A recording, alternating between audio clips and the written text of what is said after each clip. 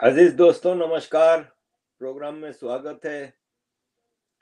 अ, अजीज दोस्तों, आपके सामने इस वक्त जो सबसे बड़ी सिचुएशन है वो रशिया के हवाले से है। रशिया में टेररिस्ट अटैक हुआ है। अटैक के कुछ ही मिनटों बाद अमेरिका और उसका सारा मीडिया कहने लगा कि आईएसआईएस ने किया है, आईएसआईएस ने किया है। अभी तो आईएसआईएस की कोई वो भी नहीं आई थी नोटिफिकेशन, और आईएसआईएस ने फौरन फिर क्लेम भी कर दिया। अब ये है कि सपोज आईएसआईएस ने भी किया तो आईएसआईएस किसके क्रिएटेड है, किसके कंट्रोल में है? ताजुक लोग पकड़े गए हैं, जो चार टेररिस्ट, अभी तक तीन टेररिस्ट पकड़े गए हैं, वो ताजिक हैं और ताजिक ओरिजिन के हैं, तुर्की से आए हैं। और वापस यूक्रेन ने विंडो दी थी, यूक्रेन से निकल रहे हैं। अभी राइट नाउ व्लादिमीर पुतिन की स्पीच जारी है, और व्लादिमीर पुतिन की स्पीच में उसने साफ कहा है कि यूक्रेन इसमें बराबर इन्वॉल्व है। देखिए, आईएसआईएस का रशिया से कोई मसला नहीं है। रशिया का किसी इस्लामिक एक्सट्रीमिस्ट ऑर्गेनाइजेशन से मसला नहीं है। रशिया का आज से 10-12 साल पहले, 15 साल पहले रशिया में टेररिस्ट अटैक होते थे, वो चेचन करते थे। चेचनिया रशिया की स्टेट है जिसमें मेजोरिटी मुसलमान है और आज़ादी मांग रहे थे। फिर पुतिन ने इनके साथ नेगोशिएशंस करके इनकी कुछ डिमांड मांग ली, कुछ वो कर ली, और उन्होंने एक्सेप्ट कर लिया रशिया के अंदर रहते हुए अपने चेचनिया को रशिया के अंदर रखने का एक्सेप्ट कर लिया, और उनको कुछ आज़ादियां दी गई जिसकी वजह से वो रशिया के साथ इन बिल्कुल साथ मिले हुए हैं। इवन यूक्रेन की वॉर में चेचनियन काफी रशियन फौजियों की तरफ से लड़ रहे हैं। तो इस्लामिक एक्सट्रीमिस्टों का रशिया के साथ क्या मसला है? कोई मसला नहीं है। आईएसआईएस हो, तालिबान हो, सब रशिया से खुश हैं। रशिया फलस्तीन को सपोर्ट कर रहा है। अब यहाँ पे आईएसआईएस का एक रोल देखना होगा कि आईएसआईएस ने आज तक इसराइल पे हमला नहीं किया। इसराइल के चारों तरफ अरब देश हैं, लीबिया है, सीरिया है, इराक है, उन पे हमला कर रहा है, मुसलमानों के देश पे हमला कर रहा है, लेकिन इसराइल पे आज तक हमला नहीं किया। क्यों भाई? मैं नहीं कह रहा कि करो, लेकिन यहाँ पे एक चीज समझ में आती है ना कि इसका मतलब ये है कि आईएसआईएस को अमेरिका की सपोर्ट है, और वो अमेरिका का ऑर्गन है, बनाया ही तुर्की और अमेरिका ने था। तो फिर इसको ये अटैक जो करता है ये अमेरिका के इशारे पे करता है। अब आईएसआईएस में भी कुछ ग्रुप्स हैं, जैसे दाइश खुरासान है, जो वो अफगानिस्तान में पाकिस्तान की तरफ से धमाके करता है। अफगानिस्तान की तालिबान सरकार अरसे से कह रही है कि ये दाइश खुरासान पाकिस्तान की तरफ से अफगानिस्तान में हमले करता है। अभी 2 दिन पहले कंधार में इन्होंने बम ब्लास्ट किया था। तो ये है कि सीधी सी बात है कि ये रशिया को छेड़ा गया है, और रशिया के इस वक्त जो मुख्तलिफ बयानात आ रहे हैं मुख्तलिफ मिनिस्टर्स के और मुख्तलिफ क्वार्टर से, वो यही कह रहे हैं कि व्लादिमीर जेलेंस्की तो गया, और जेलेंस्की की अब कोई लाइफ गारंटी नहीं है, उसके मिनिस्टर्स की कोई लाइफ गारंटी नहीं है, क्योंकि अब उन्होंने ये इतना बड़ा काम कर दिया है कि आप, ये रशिया है, ये बिल्कुल जवाब देगा। और कहीं से अब रशियन इंटेलिजेंस तो लगी हुई है, इंटेरोगेशन हो रहा है। जाहिर है ये स्लीपर सेल्स टाइप के लोग होते हैं ना, वो लिमिटेड जानते हैं चीजों को। उनको एक ऑर्डर देने वाला आदमी होता है, ऊपर कौन है उनको नहीं पता होता। तो बात खुल के सामने आएगी नहीं कि पीछे कौन है, हाई लेवल पे कौन इनको चला रहा है, किसने ये धमाके की वो की थी रशिया के जो टेररिस्ट अटैकर्स की। लेकिन end of the day after all Russian intelligence है वो इसके पीछे लगी हुई है, और कहीं ना कहीं से चीजें आएंगी। और अगर इसके पीछे रशिया ने ये साबित कर दिया, वैसे भी रशिया काफी अरसे से कह रहा है कि यूरोपियन फोर्सेस है ना, फ्रांस, इंग्लैंड, जर्मनी की फौजें, पोलैंड की फौजें यूक्रेन में लड़ रही हैं। और ये बार बार रशिया ने कहा है कि अगर साबित हो गया कि यूरोप की कोई फौज यूक्रेन में कदम भी रख गई है, तो हम फिर यूरोप के शहरों को टारगेट करेंगे और हम न्यूक्लियर वार के लिए तैयार हैं, इस तरह की चीजें कह रहा है। तो ये फिर वर्ल्ड वॉर की तरफ चीजें जा रही हैं। अब वर्ल्ड वॉर कौन कराना चाह रहा है, ये ज्यादा मुश्किल सवाल नहीं है। आपको अच्छी तरह पता है कि कोविड कौन लेके आया था। कोविड लाने का मकसद था कि जो फार्मास्यूटिकल और इंटरनेशनल कॉरपोरेट सेक्टर है, उनके मकासद थे। इसी तरह वर्ल्ड वॉर होने से अमेरिका ये समझता है कि हम तो इतना दूर हैं, हमें नुकसान होगा, इतना नहीं होगा। यूरोप और एशिया और ये सब तबाह होंगे, चाइना और इंडिया और इनकी हेजेमनी कम होगी, हमारी हेजेमनी फिर रहेगी। और ये है कि लेकिन दुनिया में काफी तबाही आएगी। मतलब अमेरिका के एक्स प्रेसिडेंट बराक ओबामा अचानक इंग्लैंड जाते हैं और ऋषि सुनक के घर पे जाते हैं, और ये सोशल मीडिया पे चीजें गर्दिश कर रही हैं कि क्या इसमें बराक ओबामा का डायरेक्ट इन्वॉल्वमेंट है इस रशिया के अटैक में। और जब पुतिन ने कहा कि न्यूक्लियर वार के लिए हम तैयार हैं, तो बराक ओबामा कहता है कि हाँ, न्यूक्लियर वार के बाद भी दुनिया भले तबाह हो जाएगी, लेकिन कम से कम मार्स से तो बेहतर होगी। मंगल जो है, तो मार्स से बेहतर होगी। इस टाइप का बयान देने का मतलब है कि दे आर प्रिपेयर्ड, क्योंकि फिर दुनिया तबाह होगी तो एशिया यूरोप को ज्यादा नुकसान होगा, अमेरिका को कम नुकसान होगा, अमेरिका की हेजेमनी कायम रहेगी। और ये जो कॉरपोरेट सेक्टर होते हैं, खास तौर पे बिल गेट्स वगैरह ने कई बार बयान दिया है कि दुनिया की आबादी को कम करना पड़ेगा। तो कम करने का तरीका तो यही है कि जंगें, और खास तौर पे बड़े लेवल की जंगें हों। तो मामला तो रशिया के हवाले से बहुत ज्यादा खराब है। अजीज दोस्तों, दूसरा हम देखें ना कि भारत में जो, हम भारत की तरफ चलें, तो भारत में जो अरविंद केजरीवाल को गिरफ्तार किया गया है, इसको काफी ज्यादा हवा खड़ा किया जा रहा है कि अरविंद केजरीवाल ये, तो अरविंद केजरीवाल वो, और ये डिक्टेटरशिप हो रही है, और वन पार्टी ऑटोक्रेसी हो रही है, और इस तरह की चीजें ज्यादा चलाई जा रही हैं। इंटरनेशनल तो फौरन आपको पता है पूरी दुनिया आ जाती है इस टाइप के मौके पे भारत के खिलाफ बात करने के लिए। तो ये है कि मेरे को मिल नहीं रही, मैं ढूंढ रहा था, मैंने कल एक जगह पढ़ा था कि इंदिरा गांधी ने 49 स्टेट गवर्नमेंट्स को खत्म किया था कांग्रेस के दौरों में। काफी, यहाँ तो 10 साल में मोदी जी ने एक भी स्टेट गवर्नमेंट को खत्म नहीं किया। तो ये है कि कहने का मतलब ये है कि ये एक इंटरनल मसला है। इस पे America, we are watching and sitting chief minister arrested. और अब पाकिस्तान के बारे में तो बात ही नहीं कर रहे, जहाँ पे प्राइम मिनिस्टर, सारे जितने भी प्राइम मिनिस्टर हैं सब जेलों में रह के आए हैं, सब अरेस्ट थे। सिटिंग प्राइम मिनिस्टर ही था इमरान खान, जिसको पहले हटाया गया और फिर गिरफ्तार किया गया। सिटिंग प्राइम मिनिस्टर था, पूरी कैबिनेट इसकी जेलों में है। फॉरेन मिनिस्टर शाह महमूद कुरैशी जेलों में है, 6-6 महीने हो गए। उस पर मुंह बंद है क्योंकि आप ही ने करवाया है ये। चाइना में सिटिंग मिनिस्टर सारे मरे जा रहे हैं, गायब हो रहे हैं, और पता ही नहीं है कुछ। लेकिन we are concerned and we are watching India and this and that. अरे भाई, आप अपने सिटिंग प्रेसिडेंट ट्रंप के साथ क्या कर रहे हो, वो भी दुनिया देख ही रही है। दुनिया इज मॉनिटरिंग ऑल दीज। तो ये भारत का इंटरनल मसला है। केजरीवाल साहब अन्ना हजारे की करप्शन के खिलाफ आंदोलन के कश्ती पे बैठ के संघासन पे आए। उनके चीजें रिकॉर्ड पे मौजूद हैं। इन्होंने रिकॉर्ड पे इंटरव्यू में कहा था कि मैं कभी भी पॉलिटिक्स में नहीं आऊंगा, मैं कभी भी सरकार में नहीं आऊंगा, मैं कभी भी राजगद्दी पे नहीं बैठूंगा। वो फिर देख ले, वो किस किस्म की पॉलिटिक्स। कांग्रेस सारी करप्ट है, कांग्रेस के साथ तो कभी हाथ नहीं मिलाऊंगा, कांग्रेस की गोद में बैठ गए।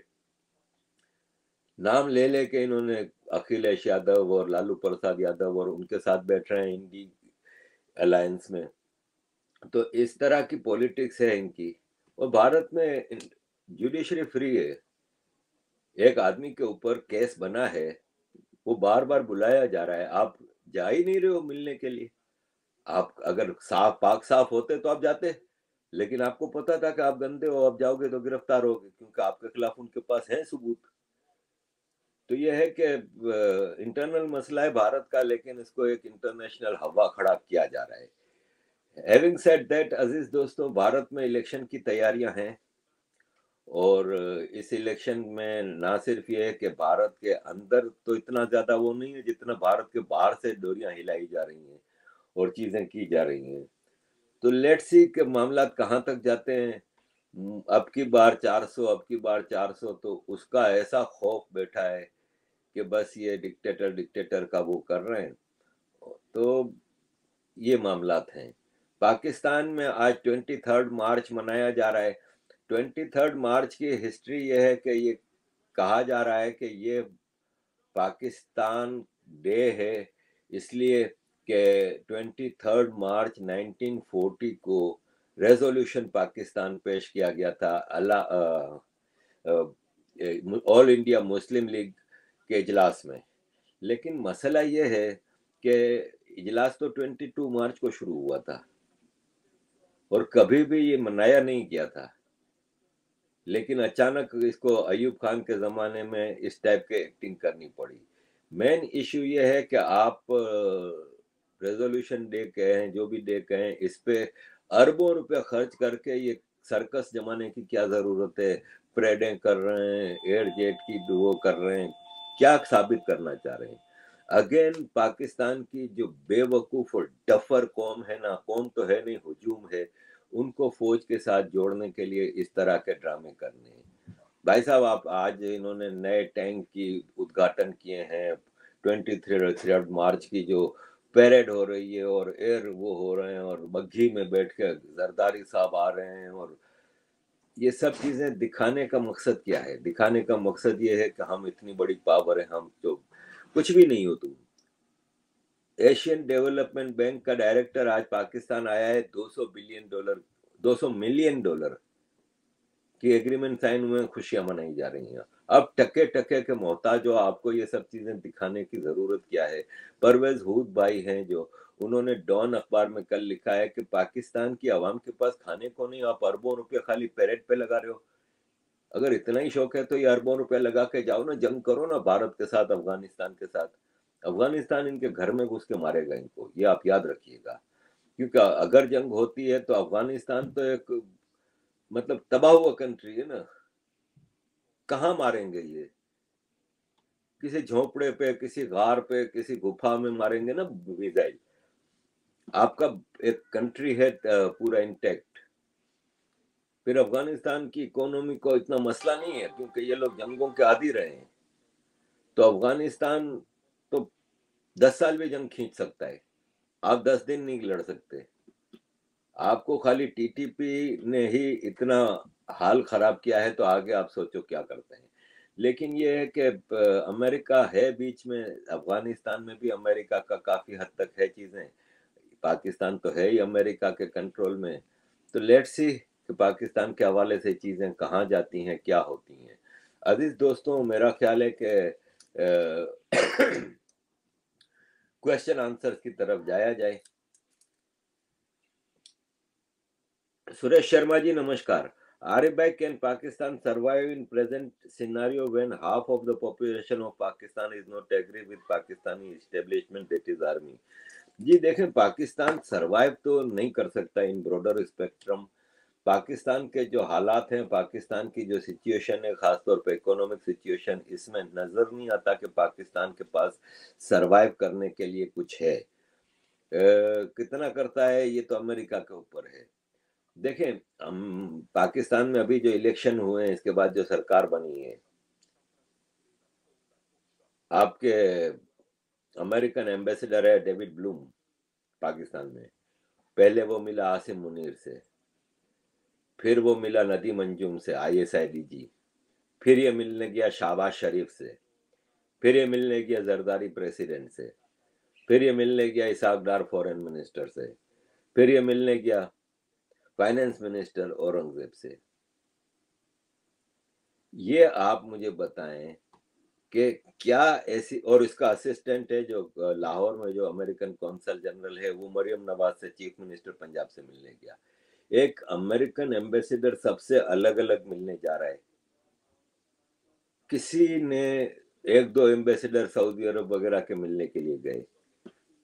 क्या जरूरत है कि अमेरिकन एम्बेसडर आपके सारे मिनिस्टरों से, आर्मी की हायरार्की से, सबसे मिलने जा रहा है अलग अलग? तो ये अमेरिका ही पाकिस्तान को चला रहा है, और डेविड ब्लूम ने साफ कहा कि पाकिस्तान अमेरिका का स्ट्रेटेजिक पार्टनर है और हम पाकिस्तान को हर सूरत में बचाएंगे। अब कब तक बचाता है ये लेट्स सी। पाकिस्तान जिस दलदल में घुसा हुआ है ना, उससे निकलने का कोई चारा नहीं है। दो सेक्टर्स ऐसे हैं जहां से पाकिस्तान का फिलवक्त बचने का कोई चारा नहीं है। एक तो इकोनॉमिक, इतना ज्यादा कर्जा और इतनी ज्यादा चीजें हैं कि कब तक आप इसको धक्के से चलाएंगे। और दूसरा है टेररिज्म। जो टेररिज्म की फसल आपने बोई थी, आज आपको खुद काटनी पड़ रही है। बलोचिस्तान, केपीके। अब सोचें अगर सिंध में भी शुरू हो गया तो ये तो कहीं के नहीं रहेंगे। तो लेट्स सी कब तक सरवाइव करता है। टुनाइट सर, नमस्ते। At what point of time in your life your perspective towards Indians changed in contrast to a typical Pakistani who mostly has negativity towards India? What was the turning point? शुरू से है भाई, शुरू से India से नफरत तो कभी थी ही नहीं ना, क्योंकि माँ बाप ने हमेशा इंडिया के लिए इस तरह से हमें बचपन में चीजें बता रहे थे कि एक अंदर से वो होता था कि ये अपना ही देश है। माँ बताती थी कि मामू के साथ में फला बांटवा की गली में घूमती थी, मैं वहां पे पतंग उड़ाती थी, छोटी बचपन की कहानियां बताती थी।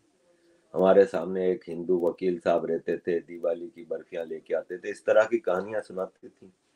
वालिद बताते थे कि आजक गांव में हम रहते थे और बहुत कम मुसलमान थे, लेकिन हमारे गांव में बड़ा मजा आता था। हम वहाँ ऑनियन, प्याज के खेतों में जाते थे, वहां से प्याज तोड़ के लाते थे। फिर दादी, मेरी दादी, उनकी माँ, वो ऑनियन, भट्टी की जैसा चूल्हा होता था ना, लकड़ी वो पत्थर का, चार दीवारें छोटी छोटी बनी होती थी, बीच में लकड़ियां डाल के पकाते थे। तो कहते थे कि वो खाना जब बनाती थी तो नीचे लकड़ियों में हम प्याज डाल देते थे। ये छोटी छोटी जो कहानियां हमें अपने बचपन की सुनाते थे, तो वो हमें अपना लगता था कि वो अपना ही घर है। जैसे जैसे मैं, एक मिसाल है कि मेरा घर है, मैं अपने बच्चों को कि हम मेरे माँ बाप के घर पे ये करते थे, कराची में ये करते थे, ये करते थे, तो मेरे बच्चों को अट्रैक्शन होती है ना उस इलाके से, उस चीजों से। तो इस तरह कभी भी इंडिया से नफरत जैसा तो कोई था नहीं। मदरसों में गए नहीं। 4-5 साल का था तो एक बाई थी हमारे मोहल्ले में के पास, एक औरत, उसके पास माँ ने कायदा पढ़ना सिखा भेजा था। कुरान से पहले कायदा पढ़ते हैं ना, अली बे पे, जैसे अक्का ख ग होता है। कायदा पढ़ने गए थे, वो भी कुछ दिनों की बात थी। 4-5 तो नहीं, मेरा ख्याल है मैं 6-7 साल का था, क्योंकि कुछ ही महीनों में फिर हम सऊदी अरब चले गए थे। सऊदी अरब में मदरसा नाम की कोई चीज नहीं होती। तो इस मदरसे गए नहीं, स्कूल गए नहीं, क्योंकि सऊदी अरब में पाकिस्तान एम्बेसी का स्कूल था, उसमें 1 साल पढ़ा था खाली। फिर इसके बाद फादर ने, वो अफोर्ड नहीं कर सकते थे, फीस ज्यादा थी, तो 1 साल मुझे भेजा था, 1 साल मेरी बहन को भेजा था। फिर घर में मेरे फादर ही पढ़ाते थे, father was very high educated, तो घर में हमें पढ़ाते थे। मैट्रिक की तैयारी कराई थी, फिर हम मैट्रिक में जब पहुंचे तो हम कराची आ गए। कराची में फिर प्राइवेट हमने पढ़ना शुरू किया, प्राइवेट मैट्रिक किया, प्राइवेट इंटर किया, प्राइवेट ग्रेजुएट बीकॉम। तो प्राइवेट ही पढ़े, तो कभी स्कूल कॉलेज नहीं गए, कभी मदरसे नहीं गए, तो वो जो स्टेट की जो पॉलिसी थी वो हमारी तरफ आई नहीं। तो भारत से तो कभी नफरत जैसा था नहीं। टर्निंग पॉइंट अगर आप कहें तो पाकिस्तान से भी एक नफरत कह लें, या एक मतलब एक फेडअप हो जाता है ना कि यार इस हद तक कब तक बर्दाश्त करें, कब तक। वो 94 में आया जब मुझे अल्ताफ भाई ने कांटेक्ट किया और एमक्यूएम ने मुझे लॉबिंग के लिए दुनिया भर में भेजा। तो वहां पे जब स्टडी की तो फिर पहली बार पता चला कि बंगालियों के साथ कितना अत्याचार किया।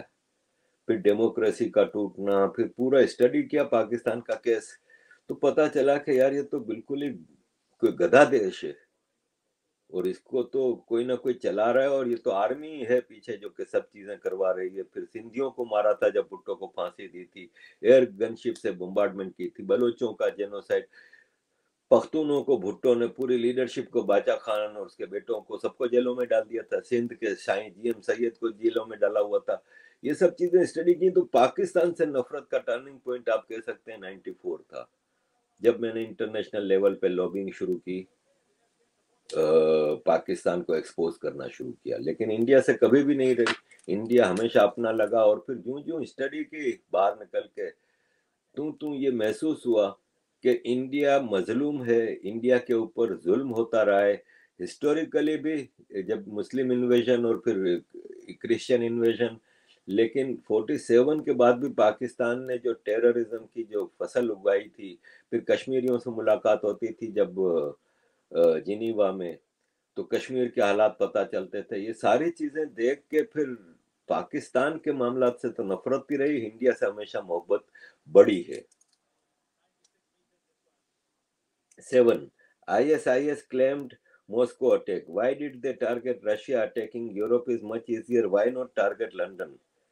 अरे भाई, लंदन यूरोप को कैसे करेंगे? अमेरिका की ISIS है, अमेरिका के कहने पे अटैक करती है। कभी किसी इसराइल पे नहीं किया। मैंने अभी शुरू में यही डिटेल में आपको समझाया कि वहां पे बगल में इसराइल है, वहां पे नहीं किया। सीरिया, इराक, लीबिया वगैरह में कर रहा है मुसलसल। आज तक एक नॉन मुस्लिम देश बता दें जिसमें किया हो ISIS ने कुछ? ये पहला जो क्लेम हुआ ये रशिया की तरफ। बाकी तो आज तक मुस्लिम देशों में किया, अफगानिस्तान, पाकिस्तान, हर तरफ। तो ये अमेरिका के इशारे पे चलती है, लंदन में क्यों करेगी भाई? Ram Kumar sir, do you know Divik Kumar and would you do any episode with him in future? जी नहीं भाई, मैं नहीं जानता दिविक कुमार कौन है जी। संजय दोषी, Taliban is very dissatisfied with Pakistan in the matter of Durand Line. It is rumored that they will ask India to mediate. Is it possible? Is this in India's interest? Number one, Taliban Pakistan से dissatisfied नहीं है, तालिबान पाकिस्तान से नफरत करता है। जबकि Pakistan dissatisfied है तालिबान से कि तालिबान इनके इशारे पे नहीं चल रहा। अब ड्यूरेंट लाइन का मसला है, तो ड्यूरेंट लाइन पे किसी की मेडिएशन नहीं चल सकती, इसलिए कि ड्यूरेंट लाइन एक एग्रीमेंट था अफगान किंग और ब्रिटिश इंडिया के जो लीडर थे, और उसके तहत एक लाइन खींची गई थी, लाइन ऑफ कंट्रोल जैसे है, लोसी है, इस टाइप की। और उसका 100 साल का शायद टेन्योर था। वो अफगान कह रहे हैं अब खत्म हो गई, ये बॉर्डर नहीं है। बॉर्डर होती है ना, तो वहां पे पता होता है कि इतना इलाका पाकिस्तान का है, इतना इंडिया का है। लेकिन यहाँ पे बॉर्डर नहीं है, ये लाइन है, तो हमारा अटक तक जो पाकिस्तान का पख्तून एरिया है वो हमारा है। इसमें ना अफगान तालिबान इंडिया को मेडिएट करेंगे, करने की कोशिश करेंगे कि इंडिया का इसमें कोई रोल नहीं है, और ना ही इंडिया इस मामले में पड़ेगा, बिल्कुल भी नहीं। 7. Is there any Pakistani angle in Moscow terrorist attack? देखिए, दिली ख्वाहिश तो बहुत है। कल रात से जब से मैंने ये सुना है तब से मैं पूरा इसको देख रहा हूँ। पाकिस्तान का मीडिया जोर शोर से कह रहा है कि ISIS की अफगानिस्तान ब्रांच इसमें शामिल है, क्योंकि इस वक्त वो अफगानिस्तान के खिलाफ पूरा एक महाज लेके चल रहे हैं। लेकिन इसमें अफगानिस्तान की ब्रांच का कोई लेना देना नहीं। इन केस है भी अगर सपोज, तो वो ISIS तो अफगानिस्तान में भी अटैक कर रही है, तो वो तालिबान सरकार के खिलाफ ये कोई बात नहीं जा सकती इसमें, क्योंकि वो ISIS जो अफगानिस्तान में धमाके कर रही है वो इन ए वे पाकिस्तान के कंट्रोल में है। तो पाकिस्तान वो चला रहा है। पाकिस्तान का एंगल बनता तो है, क्योंकि ये तो मेरी बात, आप जो भी मुझे रेगुलर देखने वाले हैं वो जानते हैं कि मैं हमेशा एक बात कहता हूँ कि दुनिया में कहीं भी टेररिस्ट अटैक हो, आप टेररिस्ट की दुम उठाएंगे तो उस पर ठप्पा लगा होगा मेड इन पाकिस्तान। ये हो नहीं सकता कि दुनिया में कोई इतना बड़ा टेररिस्ट अटैक हो और उसमें पाकिस्तान ना हो। कहीं ना कहीं से एंगल निकल के आएगा। पाकिस्तान नहीं तो बिरादर इस्लामिक मुल्क तुर्की आएगा। तुर्की का नाम आ रहा है और आएगा। आफ्टर ऑल पाकिस्तान ने तालिबान बनाई थी, तो ISIS तुर्की ने बनाई थी, दोनों ने अमेरिका के कहने पे बनाई थी। तो लेट्स सी, पाकिस्तान का एंगल निकल आएगा तो मजा आ जाएगा। कल्याण गुशेद ji, hello Arif sir, how are you? I think your prediction almost correct on Pakistan Afghanistan recent conflicts. Kalyan भाई, थैंक यू, काफी अरसे बाद आप वापस तशरीफ लाए हैं। Thank you for coming back जी। बिल्कुल, और अभी तो मामला बढ़ेंगे। पाकिस्तान अफगानिस्तान का मामला बिल्कुल करवट किसी को करवट चैन नहीं लेने देगा पाकिस्तान को, और ये मामला अभी बहुत बढ़ेगा। अफगानियों की तो अब आदत हो गई है, देखें 1979 से अब 45 साल से ये जंगें ही लड़ रहे हैं, तो इनके लिए नई बात नहीं है। पाकिस्तान की आर्मी नाकारा है, वो लोहा जब कहीं पड़ा होता है तो उसको जंग लग जाता है, और जब जंग लग जाता है तो वो नाकारा हो जाता है। तो पाकिस्तान की आर्मी तो नाकारा है, पाकिस्तान की आर्मी को भारी पड़ेगा। आनंद चौहान जी, आरिफ भाई क्या इंडिया सिंध को ले लेगा अगर बलूचिस्तान और केपी के अगर वो अलग हो गए पाकिस्तान से? देखें, लंबी कहानी है। अव्वल तो सिंध का मामला बड़ा खराब है, मैं डिटेल में पहले इस पे प्रोग्राम कर चुका हूँ कि सिंध को पंजाब कभी भी नहीं छोड़ेगा, और सिंध में इन्होंने कंट्रोल रखा हुआ है। सिंध का मामला सिंधी जागीरदारों ने अपने कंट्रोल में रखा है, और शहरों में मुहाजिर हैं, तो मुहाजिर भी पूरे पाक फौज जिंदाबाद वाले हैं। तो सिंध तो पंजाब की गुलामी से निकलता दिखता नहीं। केपी के बलूचिस्तान के मामला, इनके चीजें आगे बढ़ती हैं तो नजर आ रहा है कि ये लोग तो अलग हो जाएंगे, पाकिस्तान फिर सिंध और पंजाब रह जाएगा। अब सपोज कल को सिंध अलग हो जाता है या कुछ भी होता है तो भारत क्यों लेगा? भारत के पास ऑलरेडी जो 20-25 करोड़ मुसलमान हैं, वही भारत को किस तरह काम चला रहे हैं आपको पता है ना। अभी जो पकड़ा गया था आईएसआईएस का कंट्रोलर, इस तरह आपके ये जो है मारा है जिसने, साजिद ने 2 बच्चों को, वो साजिद के जनाजे में देख लें कितने हजारों लोग थे। तो भारत में ऑलरेडी मुसलमान इतना ज्यादा गंद कर रहा है कि भारत को मजीद सिंध के 8-10 करोड़ मुसलमानों को लेने की कोई जरूरत नहीं, वो भी रेडिकलाइज्ड हैं। ये याद रखिएगा कि सिंध में जो हजारों हिंदू लड़कियों को उठाया जाता है, कौन उठाता है? कोई पंजाबी नहीं है, कोई मुहाजिर नहीं है, कोई बलोच पख्तून नहीं है, सिंधी है। सिंधी लड़के उठाते हैं। ये सिंध में गली गली में मदरसे हैं, सिंध की कौम को रेडिकलाइज कर दिया है। तो भारत के लिए तो ये काउंटर प्रोडक्टिव हो जाएगा, भारत के लिए नुकसानदेह होगा सिंध क्या किसी भी पाकिस्तानी मुसलमान को लेने का। ब्रेव एलिगेंट, आरिफ भाई what is the future of CPEC? CPEC एक कॉमर्शियल रूट है जो चाइना ने बनाया था। चाइना का मेन मकसद है ना, उसमें 2 थे, एक तो ग्वादर पोर्ट तक एक्सेस लेना ताकि चाइना का ट्रेडिंग रूट है जो वो कम हो जाए, क्योंकि आप चाइना का नक्शा देखते हैं तो वेस्टर्न चाइना है ना, वहाँ पे लैंड लॉक है, ईस्टर्न चाइना पे इनके पास शिप है, तो इनकी जो ट्रेडिंग होती है वो और ज्यादातर वेस्टर्न चाइना है ना, उसमें तिब्बत और उइगर और ये सब का मकबूजा इलाके हैं, इनका जो इंडस्ट्रियल कॉम्प्लेक्स है वो ईस्टर्न साइड पे है। अब वहां से शिप में भर के जब ये सामान जाता है तो पूरा इंडिया के नीचे से होता हुआ लंबा रूट पड़ता है।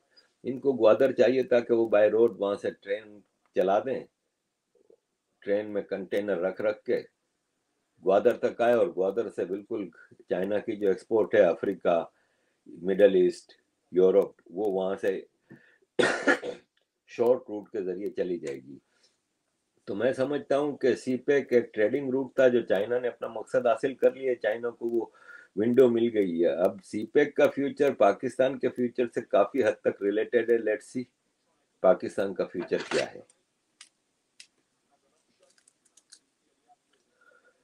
सुरेश यादव जी, ग्वादर पोर्ट पैक हो गया क्या sir?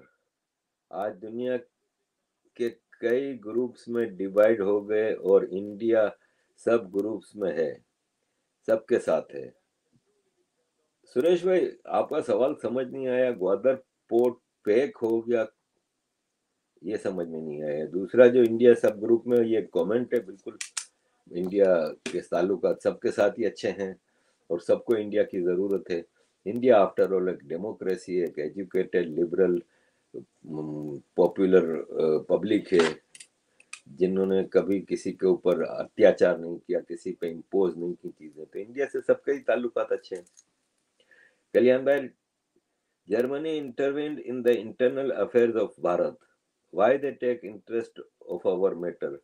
Already their country deeply inflicted by Russia Ukraine war. भाई ये आदत है इनकी, ये यूरोप का इंपीरियलिस्टिक माइंडसेट जो है वो खत्म नहीं हुआ, कम नहीं हुआ, और वो इनको भारी पड़ेगा। आई कैन सी कि इनको ये भारी पड़ेगा। तो बाकी ये आदत है इनकी। जर्मनी क्या, अमेरिका भी बोल रहे हैं, सब बोल रहे हैं। Swastika writing. Sir, what are your views on probability of World War III and its implications on Bharat? मैंने शुरू में पहला जो मैंने 15 मिनट इसी पे बोला है कि वर्ल्ड वॉर थ्री का चांसेस तो नजर आ रहे हैं, क्योंकि वर्ल्ड वॉर थ्री जरूरत है इंटरनेशनल कॉरपोरेट सेक्टर की, और आज नहीं तो कल होगी। वैसे भी अगर आप देखें तो वर्ल्ड वॉर क्या होती है, दुनिया के मुख्तलिफ इलाकों में जंगे।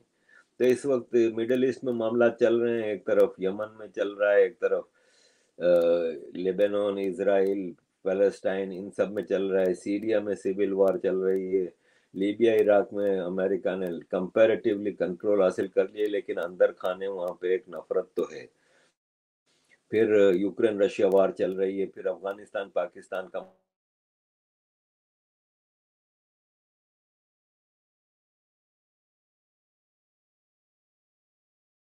मामला चल। मैं समझता हूँ कि वर्ल्ड वॉर में ज्यादा देरी नहीं है। अगर मामला ज्यादा बिगड़ गए, जैसे ये रशिया यूक्रेन वाले मामला तो दूसरी चीजें, तो चांसेस हैं। अब भारत का इम्प्लीकेशंस तो डिपेंड्स कि वर्ल्ड वॉर का रुख ज्यादा किस तरफ होता है। अब एक मिसाल है कि रशिया यूक्रेन पे हमला करता है और यूक्रेन वाले मामले पे फिर यूरोप उसमें बीच में आता है, तो यूरोप की तरफ ज्यादा रुख होगा। अगर चाइना वाला मामला चल पड़ता है तो फिर यहाँ पे भारत को। लेकिन ऑल इन ऑल भारत की जो नॉन अलाइंड पॉलिसी है ना, कि भारत कभी भी मुख्तलिफ जंगों का हिस्सा नहीं बनता, मिलिट्री वाइज कई मुल्कों के उसमें नहीं पड़ता, तो मैं समझता हूँ कि भारत रिस्ट्रेन करेगा किसी भी मामले में पड़ने की। अगर जबरदस्ती पाकिस्तान के जरिए या चाइना के जरिए खींचा ना गया, तो मैं समझता हूँ कि भारत को इतना फर्क नहीं पड़ेगा अगर भारत को डायरेक्ट पाकिस्तान या चाइना से भिड़ाने की कोशिश ना की गई तो। हर्षरी जी, सर मेरा एक सवाल है। दुनिया में एक से एक लोग आए थे, बट बिजली अंग्रेजों ने ही क्यों बनाई? बिजली अंग्रेजों ने ही क्यों बनाई या चुराई है इन्होंने किसी सिविलाइजेशन से? भाई ये कैसा सवाल है?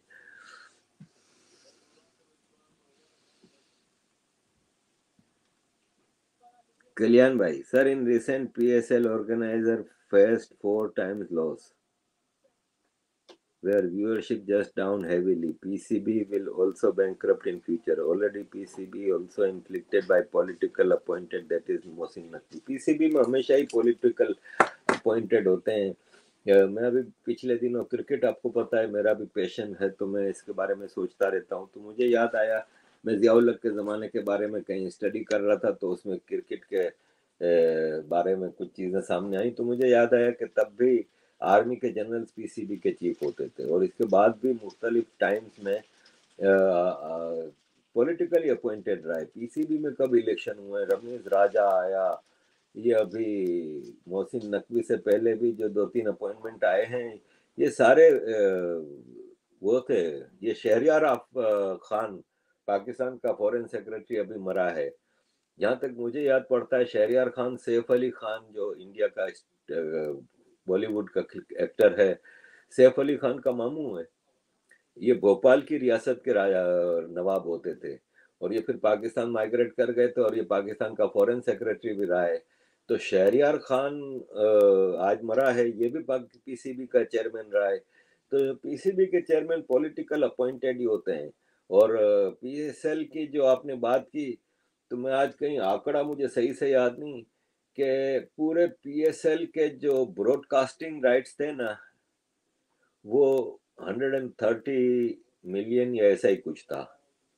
और पी आईपीएल के एक मैच के ब्रॉडकास्टिंग 116 मिलियन, एक मैच के।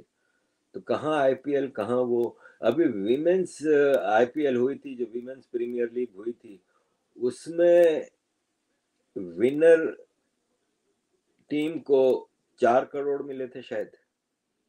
पीएसएल जो मेन इवेंट है पाकिस्तान का, उसमें शायद 1-1.5 करोड़ मिला, ऐसा ही कुछ है। कहाँ आईपीएल, कहाँ पीएसएल। पीएसएल का दरअसल हुआ ये था कि पीएसएल ने जो स्पॉन्सरशिप दी थी वो केएफसी को दी थी। केएफसी जो अमेरिकन चिकन की जो दुकान है, तो केएफसी गजा में इसराइल को सपोर्ट करती है, तो इसलिए पाकिस्तान में बायकॉट पीएसएल का मामला चला था। और बायकॉट पीएसएल की वजह से कराची में जो, क्योंकि दो पार्ट में हुआ था, लाहौर और कराची। पिशावर कोयटा में तो आपको पता है कि अब पाकिस्तान कुछ कर नहीं पा रहा, वहां पे इतना टेररिज्म है। तो कोई लाहौर और कराची, तो लाहौर में तो पब्लिक खूब गई थी, लेकिन कराची में बॉयकॉट पीएसएल की वजह से एक तो पब्लिक नहीं गई थी, दूसरा ये है कि इतना ज्यादा, आपको पता है कि कौन जाता है पीएसएल में, मतलब जो स्टार इंटरनेशनल प्लेयर्स हैं, साउथ अफ्रीकन, वेस्ट इंडियन, ये आंद्रे रसल है, ये सुनील नारायण है, इस तरह कौन, इंग्लैंड के भी ना बेरिस्टो गया, ना कोई बड़े स्टार गए, सैम कुरन नहीं गया, इस तरह ऑस्ट्रेलिया के पैट कमिंस नहीं गया, मिचेल स्टार्क नहीं गया। अब ये सब बड़े बड़े खिलाड़ी जो हैं वो आईपीएल में आते हैं, वहां नहीं जाते। तो ऐसा कोई इस लेवल की, इससे ज्यादा हाई लेवल के फॉरेन प्लेयर जो है ना, वो बांग्लादेश प्रीमियर लीग में, वेस्ट इंडीज की कैरिबियन प्रीमियर लीग में, इवन अबू धाबी में जो हुआ था उसमें ज्यादा लोग थे। तो ये है कि पीएसएल आईपीएल का तो कोई कंपैरिजन ही नहीं है ना। ब्रेव एलिगेंट, अरे भाई Pakistan can cope up the financial problem under new imported finance minister mister Gilani. अरे सर, कहाँ, देखें, एक तो ये कि किसी आसमान से कोई अवतार भी आ जाएगा ना, तो इस वक्त पाकिस्तान के फाइनेंशियल मामला को कुछ सुधार नहीं सकता। नंबर वन, इस हद तक खराब है कि कुछ भी कोई भी नहीं सुधार सकता। नंबर दो ये कि ये औरंगजेब मिनिस्टर तो बना है। अभी अभी मैं प्रोग्राम शुरू करने से पहले एक अखबार पढ़ रहा था पाकिस्तान का, उसमें आया है कि औरंगजेब जो फाइनेंस मिनिस्टर है उसकी पर काट दिए शहबाज शरीफ ने। वो ऐसे कि आईएमएफ के कहने पे इसको लाना तो पड़ा। वो बेचारा भी अपनी 3 करोड़ की सैलरी छोड़ के, तो डच नेशनलिटी छोड़ के आया तो सही, लेकिन पर काट दिए। वो ऐसे कि एक प्राइवेटाइजेशन है। इस वक्त पाकिस्तान हर तरह से पैसे लेने की कोशिश कर रहा है, मांग भी रहा है पूरी दुनिया से, और प्राइवेटाइजेशन कर रहा है। पाकिस्तान के 3 एयरपोर्ट हैं, कराची, लाहौर और इस्लामाबाद, 3 इंटरनेशनल एयरपोर्ट हैं, तीनों को प्राइवेटाइज कर रहा है। और उसके लिए फॉरेन लोगों को, कंपनियों को दावत दी है। तो काफी अरसे से कर रहा है, कोई खास टेंडर भर नहीं रहा, कोई आगे नहीं बढ़ रहा। तो वापस पाकिस्तान ने इसको 6 महीने के लिए या 3 महीने के लिए डेट को बढ़ा दिया है कि वो करें। दूसरा, पीआईए पाकिस्तान के इंटरनेशनल एयरलाइन को प्राइवेटाइज करना है, स्टील मिल है, इन सब चीजों को। तो वो नॉर्मली फाइनेंस मिनिस्टर का काम है ना। तो इन्होंने इसके लिए जो कमेटी बनाई, उस वो इसहाक डार के हवाले कर दी। भाई इसहाक डार फॉरेन मिनिस्टर है, उसका प्राइवेटाइजेशन या पाकिस्तान के एसेट्स को बेचने के काम में फॉरेन मिनिस्टर का क्या काम, ये फाइनेंस मिनिस्ट्री का काम है। तो जब आप मेन चीजों से फाइनेंस मिनिस्टर को दूर कर देंगे, तो फिर ये है कि मुश्किल ही है फाइनेंस मिनिस्टर कुछ कर सकेगा। आपको याद होगा इमरान खान आया था जब, तो उस वक्त बड़ा धूमधाम से, अरे देखना असद उमर आया है, वो कीड़ा है, फला कंपनी में इतने मिलियन डॉलर की सैलरी ले रहा था और सब छोड़ के आया है। क्या हुआ, 3-4 महीने में असद मुनीर का गुब्बारा फट गया। फिर ये मुख्तलिफ, कभी शौकत तरीन आया था, शब्बर जैदी आया था, मुख्तलिफ लाते रहे। अब्दुल हफीज आया था, आईएमएफ की नौकरी छोड़ के आया था अब्दुल हफीज। तो ये है कि कुछ हुआ, तो ये भी औरंगजेब का भी कोई खास फ्यूचर नहीं। एक बार आईएमएफ से एग्रीमेंट हो जाने दें, क्योंकि अभी तो आईएमएफ के साथ जो एग्रीमेंट हुआ है ना, ये याद रखिएगा कि ये पिछला एग्रीमेंट 23वां प्रोग्राम है, जिसका आखिरी पार्ट था। अब 1.1 बिलियन रह गया है उसका, वो मिलेगा। अभी जो नया प्रोग्राम है, 24वां प्रोग्राम, उसके लिए तो अभी बातचीत भी शुरू नहीं हुई। अभी तो ये पैसे मिलेंगे अप्रैल, जून, अप्रैल, मई में। इसके बाद IMF से 24वें प्रोग्राम पे बात होगी, जो $8 बिलियन का प्रोग्राम है उस पे। तो जब वो प्रोग्राम पे डिस्कशन होगी, बजट हो जाएगा जून का, ये सब हो जाएगा, इसके बाद औरंगजेब फारिग है, ये याद रखिएगा आप। कृष्णा सुंदर जी, धन्यवाद कृष्णा भाई।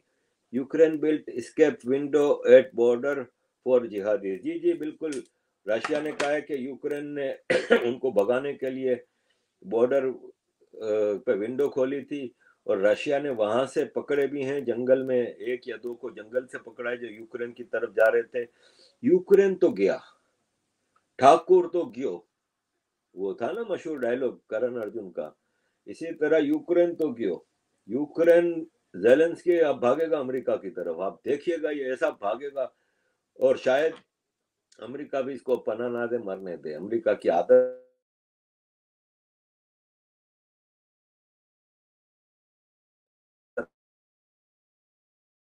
है।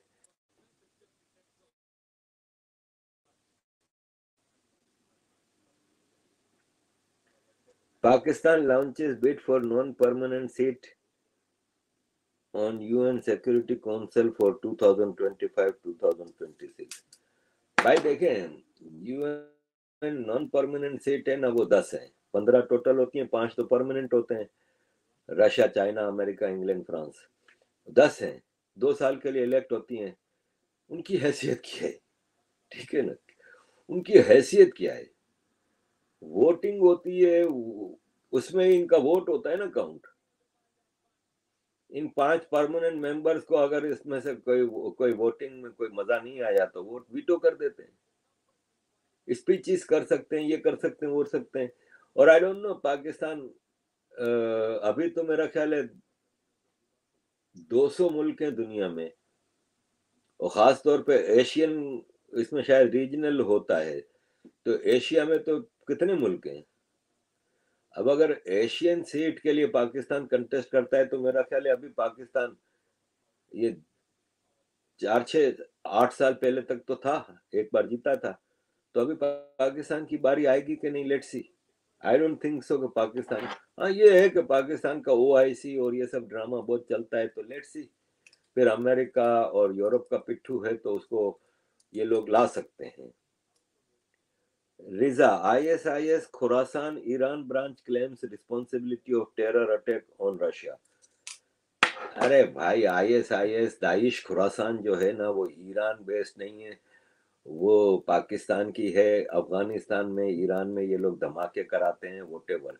क्लेम करने से क्या होता है भाई? अगर मैं सोशल मीडिया पे कोई पेज ISIS पाकिस्तान के नाम से खोल के रिस्पॉन्सिबिलिटी क्लेम कर दूं तो क्या मैं उसका वो हो जाता हूं? तो आई डोंट थिंक सो कि क्लेम करने से कुछ होगा।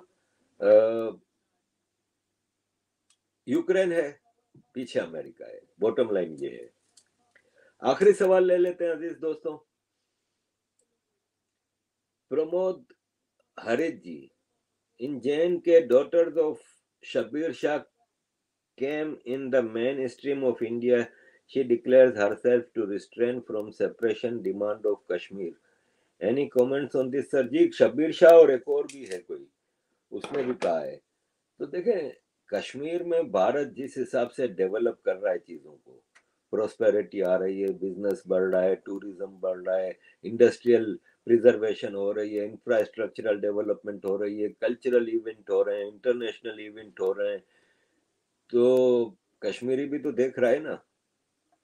कश्मीरी, एक जमाना था कि पाकिस्तान के जिहाद को और उस वक्त की भारत की सरकारों ने एज सच कश्मीर के लिए कोई काम भी नहीं कर रहे थे, तो आम नौजवान था वो उस तरफ चला गया। लेकिन अब सरकार ने इतना कुछ किया है, तो शेला रशीद जैसी देखे ना, कितना 24 घंटे मोदी जी को गालियां देती थी, आज वो मोदी जी की सबसे बड़ी फैन बनी हुई है। फिर कश्मीर से एक आवाज निकल के आ रही है। तो हाँ, कश्मीर के लोग अब खुश हैं। अब वो फारूक अब्दुल्ला, अब्दुल्ला खानदान, मुफ्ती खानदान, इन खानदानों की चक्रव्यूह से निकल आए हैं काफी हद तक, और कश्मीर में प्रो इंडियन सेंटीमेंट बढ़ रहा है। मैंने भी ये शबीर शाह के हवाले से चीजें पढ़ी थी, उनका स्टेटमेंट और ये सब चीजें हैं, तो बिल्कुल काफी फर्क पड़ा है।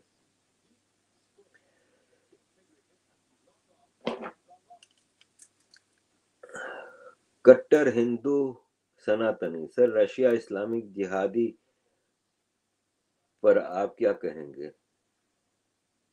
उस पे तो मैंने पूरा पूरा प्रोग्राम ही आज रशिया पे हुआ है, सारी चीजें तो मैंने बताई। और मेन इशू ये है कि ये जिहादियों का काम नहीं है, ये असल काम है जिहादी। देखें, आईएस में बार बार कह रहा हूं कि अमेरिका की है, तो पीछे करवाने वाला कौन है? इनको 5 मिलियन रूबल दिए गए हैं, एक टेररिस्ट ने कहा है, पैसे मिले हैं, इन्होंने कर दिया। करवाने वाला कौन है वो आपको अच्छी तरह पता है।